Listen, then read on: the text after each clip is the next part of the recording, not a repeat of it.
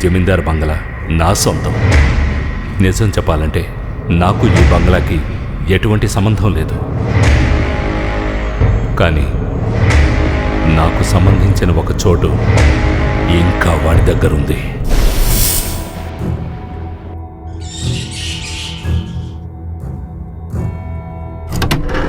మా ఇంటి చుట్టూ అబ్నార్మల్గా ఏవేవో జరుగుతున్నాయి. కారణం లేకుండా ఇలాంటివి జరగవు.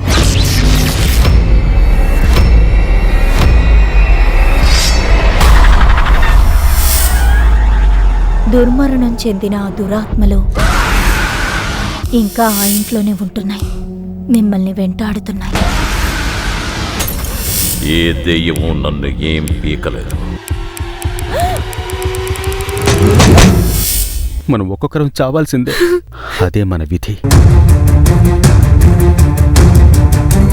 ఈ నిమిషం నుంచే ఆట మొదలు పెట్టాలి.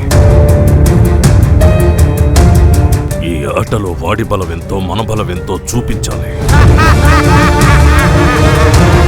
Plan, focus and execute.